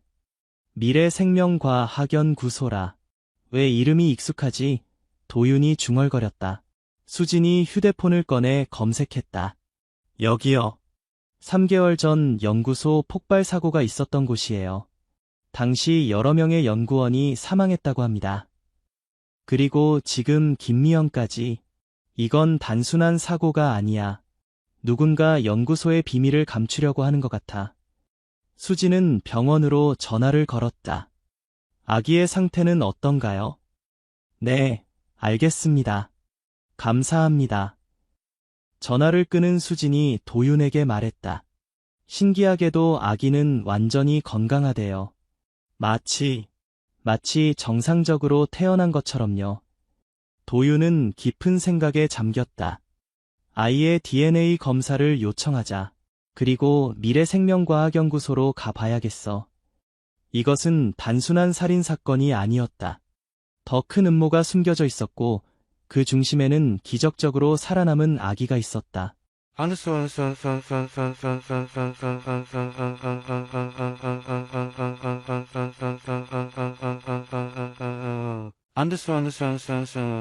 미래생명과학연구소는 서울 외곽의 한적한 지역에 위치해 있었다. 3개월 전 폭발 사고로 일부가 파괴되었지만 나머지 시설은 여전히 가동 중이었다. 도윤과 수진이 연구소에 도착했을 때 그들을 맞이한 사람은 연구소 보안 책임자 정혜진이었다. 경찰이 오실 줄은 몰랐네요. 무슨 일로 오셨습니까? 혜진이 경계하는 표정으로 물었다. 도윤이 김미연의 사진을 내밀었다. 이 연구원에 대해 알고 계신가요? 김미연 씨요. 혜진의 표정이 약간 굳어졌다. 네, 알고 있습니다. 안타깝게도 얼마 전 교통사고로 돌아가셨죠. 연구소 전체가 충격에 빠졌습니다. 그녀가 어떤 연구를 하고 있었는지 알 수 있을까요? 수진이 물었다. 혜진이 머뭇거렸다. 죄송합니다만 그건 국가 기밀에 해당하는 사항입니다. 영장 없이는 공개할 수 없어요. 도윤은 침착하게 말했다. 김미연 씨의 죽음이 단순 사고가 아닐 가능성이 높습니다. 그리고 그녀의 태아가 살아있었어요. 혜진의 얼굴이 창백해졌다. 뭐라고요? 그게 무슨... 오늘 장례식에서 관 안에서 아기 울음소리가 들렸고 살아있는 아기를 발견했습니다. 설명해 주실 수 있나요? 혜진은 잠시 말을 잃은 듯했다. 그러다 갑자기 결심한 듯 말했다. 따라오세요. 김민준 박사님을 만나봐야 할 것 같네요. 그들은 연구소 깊숙한 곳으로 안내되었다. 보안 게이트를 여러 개 통과한 후 마침내 특별 프로젝트 구역이라고 표시된 문 앞에 도착했다. 혜진이 인터폰을 눌렀다. 민준 박사님, 경찰에서 오셨습니다. 김미연 연구원 건으로요. 네, 긴급 상황입니다. 문이 열리고 50대로 보이는 남자가 그들을 맞이했다. 김민준 박사는 피곤해 보였지만 날카로운 눈빛을 가지고 있었다. 들어오세요. 그들이 들어간 공간은 최첨단 연구실이었다. 벽면을 따라 각종 의료 장비와 컴퓨터가 배치되어 있었고 중앙에는 의료용 침대 여러 개가 놓여 있었다. 김미연의 아기가 살아있다고요. 민준 박사가 바로 본론으로 들어갔다. 도윤이 고개를 끄덕였다. 네, 그리고 우리는 설명을 듣고 싶습니다. 민준 박사는 한숨을 쉬었다. 앉으세요. 긴 이야기가 될 것 같네요. 그는 컴퓨터를 켜고 화면에 몇 가지 이미지를 띄웠다. DNA 구조처럼 보이는 것들이었다. 우리 연구소는 인간 유전자 치료법을 연구해왔습니다. 특히 태아기 유전병을 치료하는 기술을 개발 중이었죠. 김미연은 이 프로젝트의 핵심 연구원이었습니다. 수진이 물었다. 그게 아기와 무슨 관련이 있나요? 민준 박사가 계속 말을 이어갔다. 미연은 임신 중에도 연구를 계속했어요. 그러던 중 그녀는 혁신적인 발견을 했습니다. 태아의 세포를 재생성하는 방법을 찾아낸 거죠.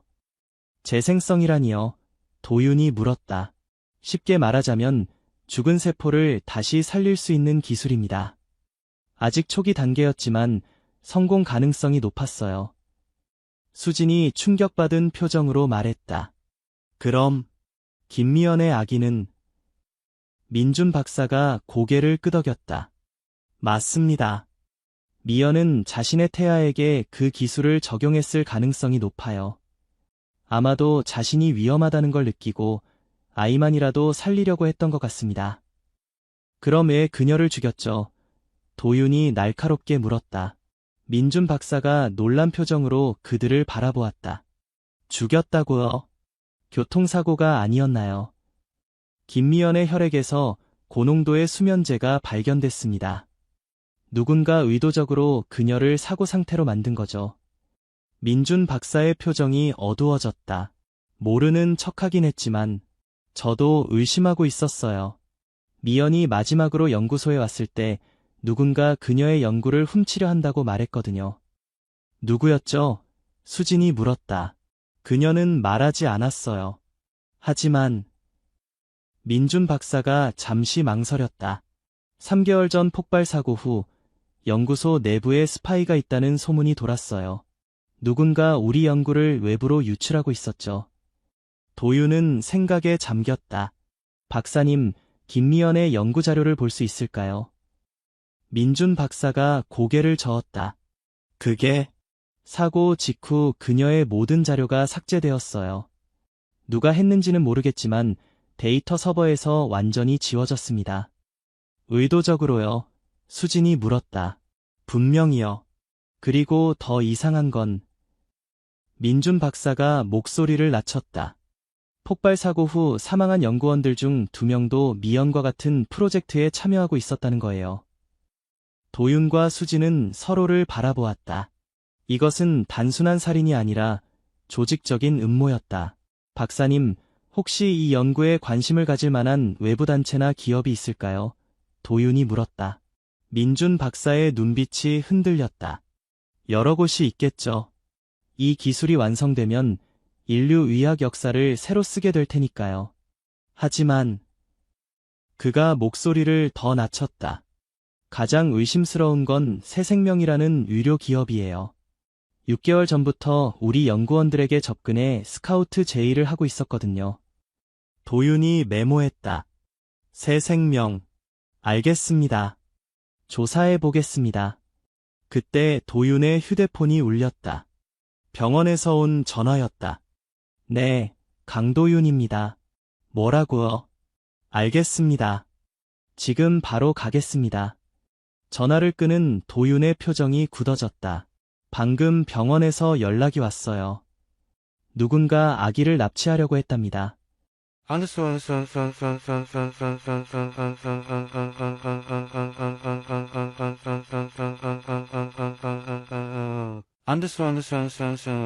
도윤과 수진이 병원에 도착했을 때 이미 병원은 경찰들로 가득 차 있었다. 신생아실 앞에는 경비가 강화되어 있었고 관계자 외에는 출입이 통제되고 있었다. 상황이 어떻게 됐나요? 도윤이 현장을 지휘하는 경찰에게 물었다. 약 30분 전 간호사 복장을 한 여성이 신생아실에 침입했습니다. 아기를 데려가려던 순간 간호사가 발견하고 소리를 질렀죠. 범인은 도주했습니다.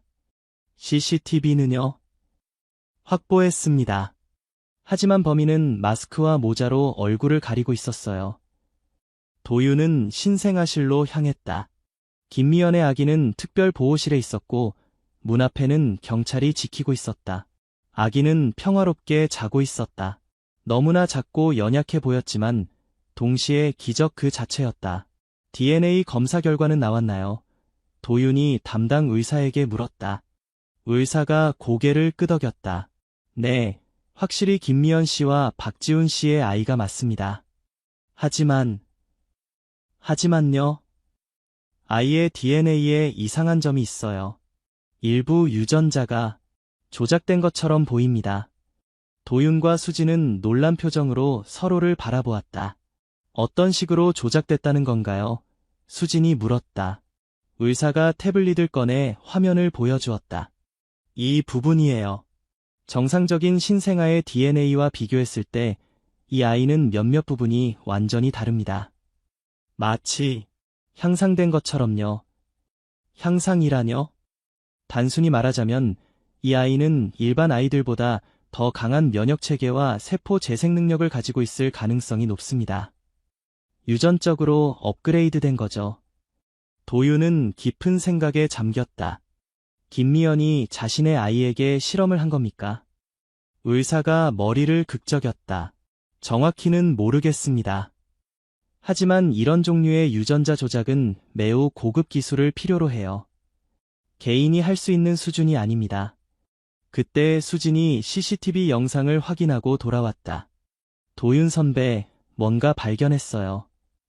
그녀는 휴대폰을 꺼내 영상의 한 장면을 보여주었다. 범인의 손목에 특이한 문신이 있었다. 이 문신, 어디서 본 것 같아요. 도윤이 자세히 보았다. 문신은 뱀과 DNA 나선형이 얽혀있는 모양이었다. 잠깐, 이건... 도윤이 갑자기 기억났다는 듯 말했다. 미래생명과학연구소의 보안 책임자 정혜진의 손목에 있던 문신이에요. 수진의 눈이 커졌다. 그럼 연구소 내부 사람이... 도윤은 즉시 전화를 걸었다. 본부에 연락해서 정혜진을 체포하라고 지시하세요. 그리고 박지훈도 다시 조사해야겠어요. 병원을 나서는 길에 도윤은 문득 불안감을 느꼈다. 이 사건은 점점 더 깊은 곳으로 빠져들고 있었다. 그리고 그 중심에는 기적적으로 살아난 아기가 있었다.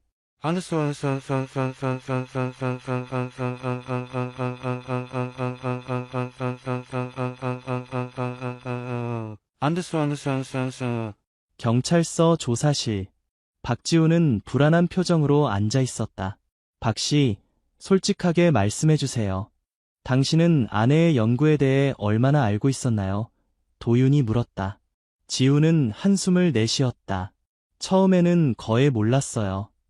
미연이는 비밀 프로젝트라며 자세히 말해주지 않았거든요. 하지만요. 임신 6개월 즈음 미연이가 갑자기 불안해하기 시작했어요. 누군가 그녀를 감시하고 있다고 했죠. 그러던 어느 날 밤 그녀가 울면서 저에게 모든 걸 털어놨어요. 무슨 내용이었나요? 미연이는 태아의 세포를 재생성하는 기술을 개발했다고 했어요. 처음에는 유전병을 가진 태아를 치료하기 위한 목적이었죠. 하지만 연구가 진행되면서 그녀는 더 큰 가능성을 발견했어요. 어떤 가능성인가요? 도윤이 긴장된 표정으로 물었다. 지우는 목소리를 낮추었다. 미연이는 이 기술이 단순히 유전병 치료를 넘어 인간의 수명과 건강에 혁명적인 변화를 가져올 수 있다고 했어요. 죽어가는 세포를 재생시킬 수 있다면 이론적으로는 노화를 늦추거나 심지어 멈출 수도 있다는 거죠. 수진이 놀란 표정으로 끼어들었다. 그건 불멸에 가까운 연구네요. 지훈이 고개를 끄덕였다. 맞아요. 그리고 그것이 바로 미연이가 두려워한 이유였어요. 그녀의 연구가 완성되면 전 세계가 뒤집힐 거라고 했어요. 의학, 경제, 정치, 모든 것이 변할 테니까요. 도윤은 생각에 잠겼다. 그래서 아내분이 자신의 태아에게 그 기술을 적용했다는 건가요? 지훈의 눈에 눈물이 고였다. 네. 미연이는 자신이 표적이 되었다는 걸 알고 있었어요. 연구소 내부에 스파이가 있다는 것도요.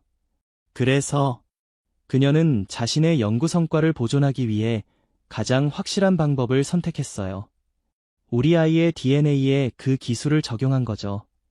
그럼 아이가 살아있는 이유가 수진이 중얼거렸다. 미연이는 자신이 죽더라도 아이는 살아남을 거라고 확신했어요. 그녀의 기술이 완벽했기 때문이죠. 아이의 세포는 어떤 손상이나 외부 충격에도 스스로 재생할 수 있게 되었어요. 도윤은 경악했다.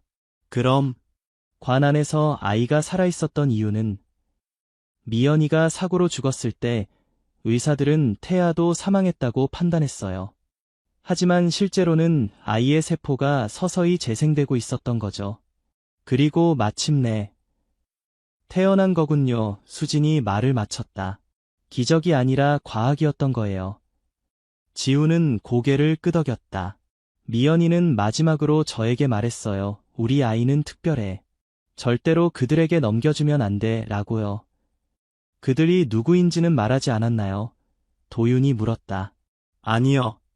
하지만 연구소 내부의 누군가가 새생명이라는 의료기업과 연결되어 있다고 의심했어요. 도윤과 수진은 서로를 바라보았다. 미래생명과학연구소의 보안 책임자 정혜진과 새생명 기업 사이에 어떤 연결고리가 있을 가능성이 높아 보였다. 박 씨, 당신이 이 모든 걸 알고 있었다면 왜 처음부터 말하지 않았나요? 도윤이 의심스러운 눈초리로 물었다. 지훈의 눈에 공포가 스쳤다. 그들이 저도 감시하고 있었어요. 제가 뭔가 알고 있다는 사실을 그들이 알면 저와 아이 모두 위험할 거라고 생각했어요. 그때 도윤의 전화가 울렸다. 네, 강도윤입니다. 뭐라고요? 체포 과정에서요. 알겠습니다. 전화를 끄는 도윤의 표정이 어두워졌다. 정혜진이 체포 과정에서 자살했습니다. 청산가리를 삼킨 것 같아요. 수진이 놀란 표정으로 말했다. 자살이라고요? 그럼 우리가 결정적인 증거를 얻기가. 하지만 그의 사무실을 수색 중인 팀에서 무언가를 발견했대요. USB 하나를 찾았는데 암호화되어 있답니다. 지훈이 갑자기 자리에서 일어났다. USB요? 혹시 그게 미연이가 제게 언급했던 M 프로젝트 파일일 수도 있어요. M 프로젝트라고요? 도윤이 물었다. 미연이가 자신의 모든 연구 데이터를 백업해둔 파일이에요. 그녀는 그걸 아주 안전한 곳에 숨겨뒀다고 했는데 도윤은 즉시 본부에 연락했다. USB의 암호 해독을 최우선으로 해주세요. 그리고 박지훈 씨의 보호를 강화해 주십시오. 그와 아이 모두 24시간 경비가 필요합니다.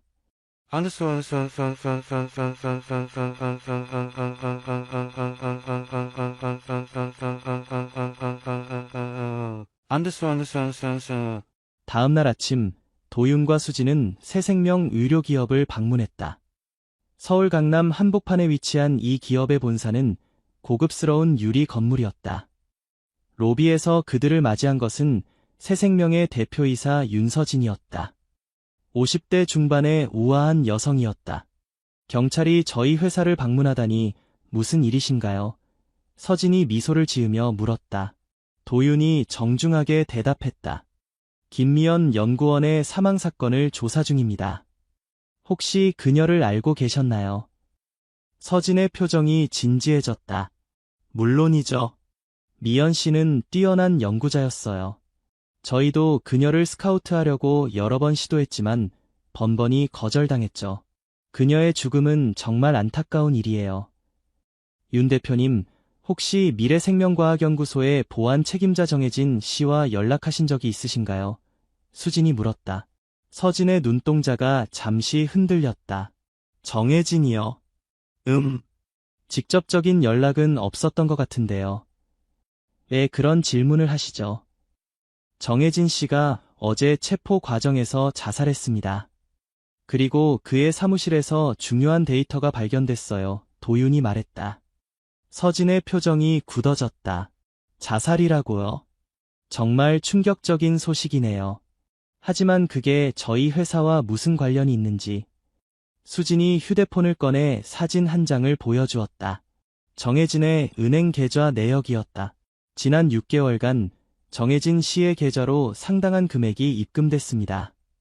송금인은 새생명 R&D로 되어 있네요. 서진은 잠시 말을 잃은 듯했다. 그러다가 깊은 한숨을 내쉬었다. 좋아요. 솔직히 말하겠습니다. 네, 저희는 정혜진 씨와 접촉했어요. 하지만 살인이나 음모 같은 건 아니었어요. 그럼 뭐였나요? 도윤이 물었다. 단순한 산업 스파이죠. 저희는 미래생명과학연구소의 연구 동향을 파악하고 싶었어요. 특히 김미연 연구원의 프로젝트에 관심이 많았죠. 정혜진 씨는 그저 정보를 제공하는 역할이었을 뿐이에요. 그런데 왜 그가 자살했을까요? 수진이 날카롭게 물었다. 서진이 당황한 표정으로 대답했다. 정말 모르겠어요. 아마도 자신의 배신 행위가 발각될까 두려웠던 게 아닐까요? 도윤은 서진의 눈을 똑바로 바라보며 말했다. 윤 대표님, 김미연 연구원이 개발한 기술에 대해 얼마나 알고 계신가요? 서진의 표정이 미묘하게 변했다. 세포 재생 기술 말인가요? 네, 알고 있죠. 그건 의학계의 성배와 같은 존재예요. 누구나 탐낼 수밖에 없는 기술이죠. 그리고 그 기술이 이미 성공적으로 적용된 사례가 있다는 것도 알고 계셨나요? 도윤이 압박했다. 서진이 놀란 표정을 지었다. 무슨 말씀이신지. 김미연의 태아가 살아있습니다. 그녀는 자신의 아이에게 그 기술을 적용했고 성공했어요. 서진의 얼굴이 창백해졌다. 그녀는 잠시 말을 잃은 듯했다가 이내 평정을 되찾았다. 그건 정말 놀라운 소식이네요. 하지만 그게 저와 무슨 관련이 있나요? 도윤이 차갑게 말했다. 어제 병원에서 누군가 그 아이를 납치하려고 했어요. 범인의 손목에는 뱀과 DNA가 얽힌 문신이 있었죠. 정혜진 씨와 같은 문신이요. 서진은 잠시 침묵했다. 그녀의 표정은 읽기 어려웠다. 형사님, 저는 정혜진 씨가 그런 극단적인 행동을 했다면 정말 충격받았습니다. 하지만 그건 분명 그의 개인적인 판단이었을 거예요. 저희 회사는 절대 불법적인 일에 관여하지 않습니다. 도윤은 내심 실망했다. 명백한 증거 없이는 서진을 압박하기 어려웠다. 알겠습니다. 하지만 수사가 계속되는 동안 해외 출국은 자제해 주셨으면 합니다. 서진이 미소를 지었다. 물론이죠. 저는 숨길 것이 없으니까요. 회사를 나온 도윤과 수진은 무거운 침묵에 잠겼다. 선배, 그녀가 거짓말하고 있어요. 분명히 뭔가 숨기고 있어요. 수진이 말했다. 도윤이 고개를 끄덕였다. 나도 그렇게 생각해. 하지만 아직 결정적인 증거가 없어. USB 해독이 우리의 유일한 희망이야. 그때 도윤의 전화가 울렸다. 네, 강도윤입니다. 뭐라고요? 정말입니까? 알겠습니다. 바로 가겠습니다. 도윤의 표정이 밝아졌다. USB 암호 해독에 성공했대. 그리고 그 안에는 뭐가 있었는데요? 수진이 초조하게 물었다. 김미연이 남긴 영상 메시지와 모든 연구 데이터. 그리고 새생명의 윤서진과 정혜진이 나누는 대화 녹음본이 있었어.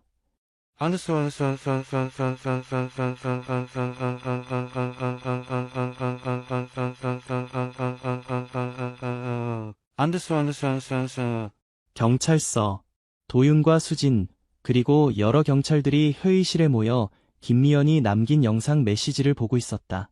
화면 속의 김미연은 창백하고 지쳐 보였지만 그녀의 눈빛은 강인했다. 내 이름은 김미연입니다.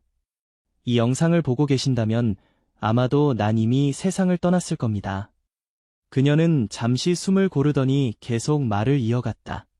내가 개발한 세포 재생 기술은 인류에게 축복이 될 수도 저주가 될 수도 있습니다. 이 기술이 잘못된 손에 넘어간다면 불평등과 차별이 더 심해질 겁니다. 오직 부자들만이 영원히 살 수 있는 세상, 그런 세상은 지옥일 것입니다. 그녀의 목소리가 떨렸다.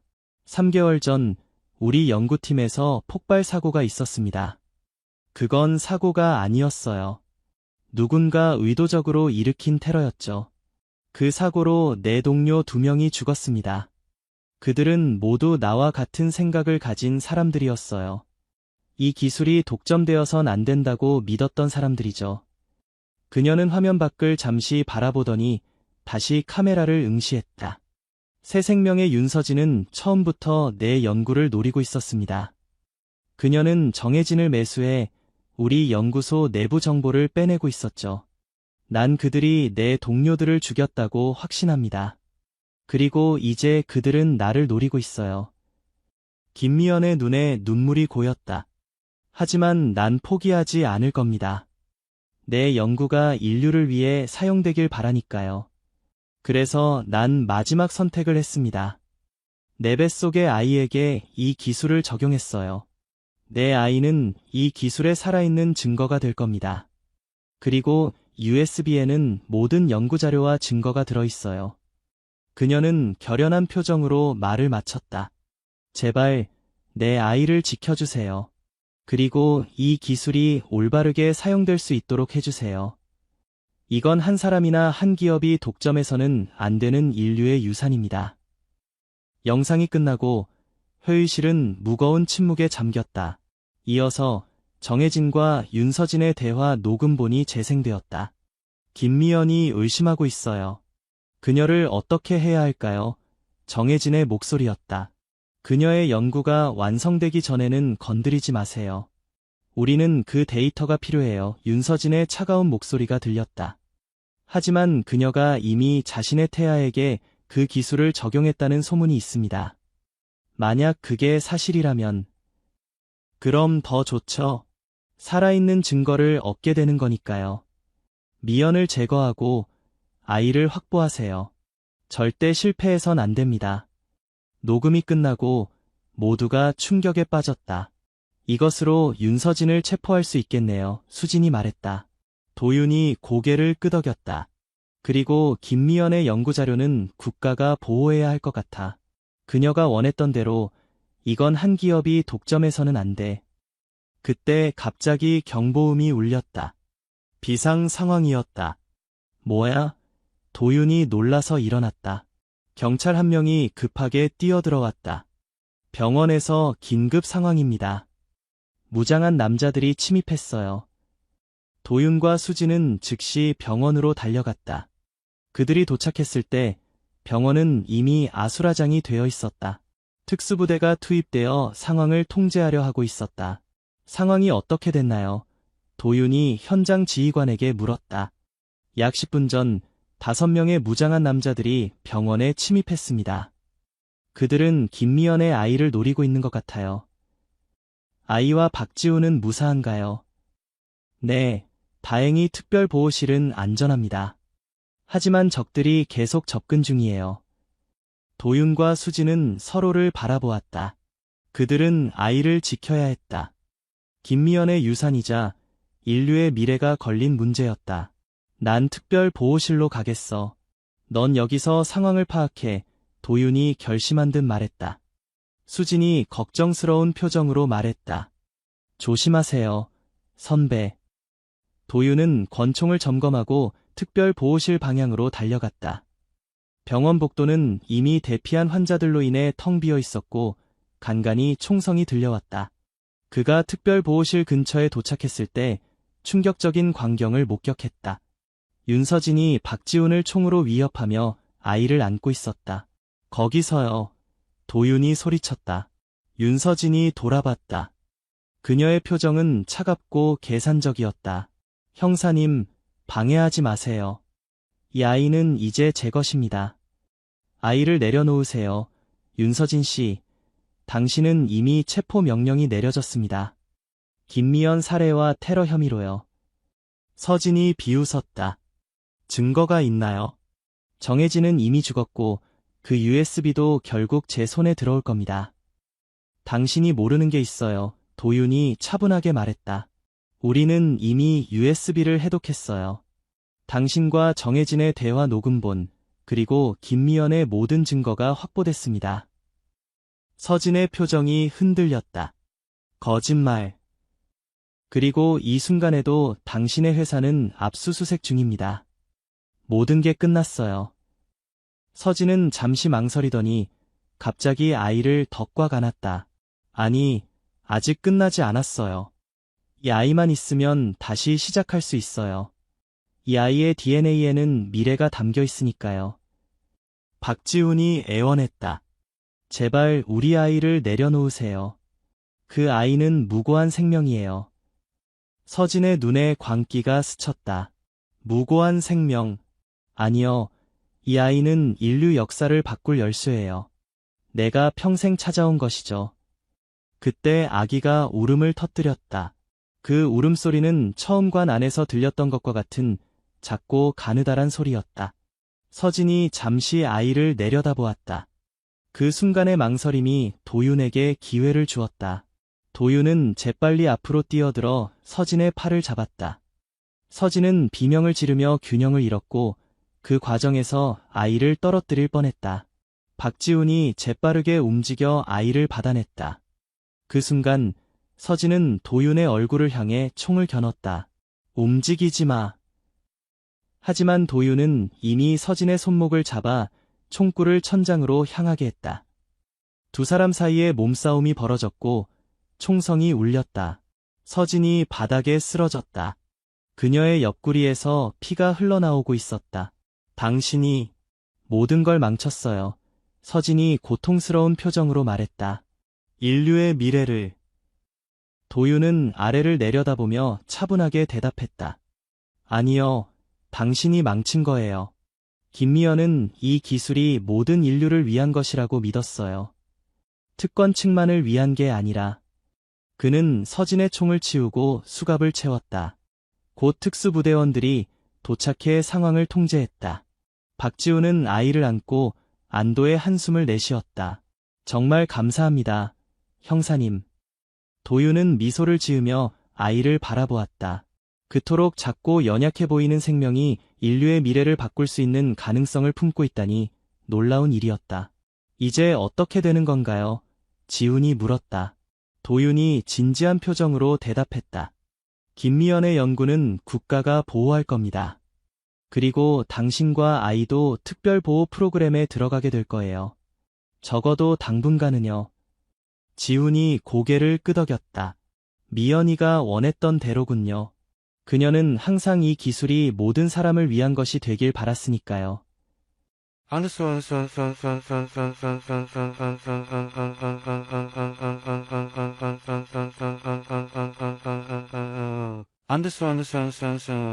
일주일 후 국립묘지. 김미연의 새로운 장례식이 엄숙하게 치러졌다. 이번에는 빈관이 아니었다. 그녀의 시신은 존엄하게 안장되었고 많은 사람들이 그녀의 용기와 헌신을 기리기 위해 모였다. 도윤과 수진도 참석했다. 그들은 멀리서 박지훈이 아이를 안고 있는 모습을 지켜보았다. 기적 같은 일이었죠. 선배 수진이 말했다. 도윤이 고개를 끄덕였다. 그래, 하지만 그건 단순한 기적이 아니었어. 한 여성의 용기와 결단력, 그리고 사랑이 만들어낸 결과였지. 앞으로 어떻게 될까요? 그 아이와 기술은요? 도윤은 하늘을 바라보며 대답했다. 시간이 말해주겠지. 하지만 한 가지 확실한 건 김미연의 유산은 계속될 거라는 거야. 그녀가 꿈꿨던 대로 모든 인류를 위해서. 장례식이 끝나갈 무렵 박지훈이 그들에게 다가왔다. 그는 아이를 안고 있었다. 작고 건강해 보이는 여자아이였다. 형사님, 인사드리고 싶어서요. 지훈이 말했다. 저희는 내일 보호 프로그램으로 떠납니다. 도윤이 미소를 지었다. 아이 이름은 정했나요? 지훈은 따뜻한 미소를 지으며 대답했다. 네, 미래라고 지었습니다. 김미래. 미연이가 우리의 미래를 위해 모든 것을 바쳤으니까요. 도윤은 작은 미래를 바라보았다. 아이는 평화롭게 자고 있었다. 그 작은 몸 안에 인류의 미래가 담겨 있다는 사실이 경이롭게 느껴졌다. 조심하세요, 지훈 씨. 그리고 미래도. 도윤이 진심 어린 목소리로 말했다. 지훈은 고개를 끄덕였다. 네, 감사합니다. 정말 감사합니다. 그들이 떠난 후 도윤과 수지는 묘지를 천천히 걸었다. 가을 하늘은 맑고 푸르렀고 낙엽이 발 아래 사각거렸다. 이 사건이 끝났다고 생각하세요, 선배? 수진이 문득 물었다. 도윤은 잠시 생각에 잠겼다. 아니, 아직 끝나지 않았어. 어쩌면 이제 시작일지도 모르지. 무슨 뜻이에요? 윤서진이 체포됐지만 새 생명은 여전히 강력한 기업이야. 그리고 김미연의 연구를 노리는 건 그들만이 아닐 거야. 수진이 걱정스러운 표정으로 물었다. 그럼 미래는 계속 위험할 수도 있겠네요. 그래. 하지만 이제 우리가 있잖아. 도윤이 결연한 표정으로 말했다. 그리고 김미연의 연구는 이제 국가가 보호하고 있어. 그녀가 원했던 대로 모든 인류를 위해 사용될 수 있도록. 그들이 묘지를 나설 때 도윤은 문득 하늘을 올려다보았다. 구름 사이로 햇살이 비치고 있었다. 마치 김미연이 그들을 지켜보고 있는 것 같았다. 새로운 시작이군요, 수진이 말했다. 도윤이 고개를 끄덕였다. 그래, 새로운 시작이야. 안드스